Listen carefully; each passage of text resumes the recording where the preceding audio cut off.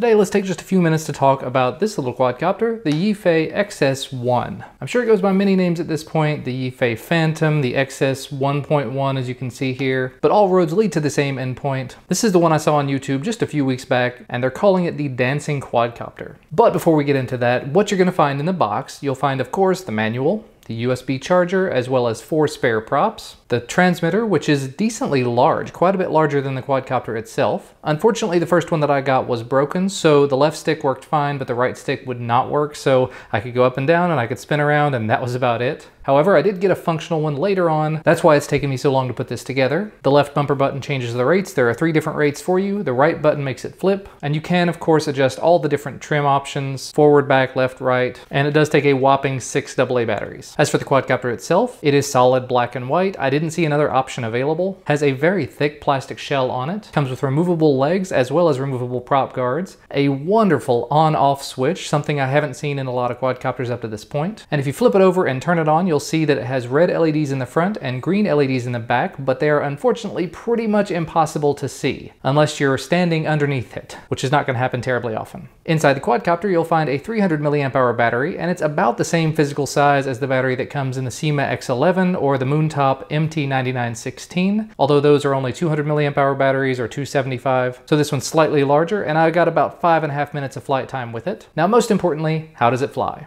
As I mentioned, the transmitter does allow you to have 3 different rates, and the yaw rate does change with those rates. So you basically go from pretty decent yaw rate to, wow, that's a ridiculously fast yaw rate. I wish that I could put the Yifei XS1 up next to the Eachine H8 Mini and do a yaw spin-off, but unfortunately I'm not going to be able to do that. I don't have a huge amount of flight footage of the XS1 because my rear left motor here is about on its last legs. It's about to die. There's a part of me that thinks it's just stuck because it does just kind of, when I push on it, it does have a little bit of tension to it, but I tried to unstick it. I didn't have any luck, and so when I take off, it basically just either doesn't start spinning at all, or it starts spinning, but the quadcopter comes back like this. So I've flown it as much as I possibly could, and I've captured as much footage as I possibly could, but I still don't think that it's enough. But going through those different rates again, like I said, you start at pretty decent rate and you go to ridiculously fast off-the-wall rate, just absolutely spinning out of control. Unfortunately, the XS1 does not come with a headless mode like the Eachine H8 Mini, so you can't put it in headless mode, have that ridiculously fast yaw rate, and go flying around with it. You basically, as soon as you start spinning, you kind of go out of control and you fall out of the air. And because it does spin around so fast, it really doesn't do particularly well in terms of funnels. And it can be a little bit difficult to control in the medium and high rates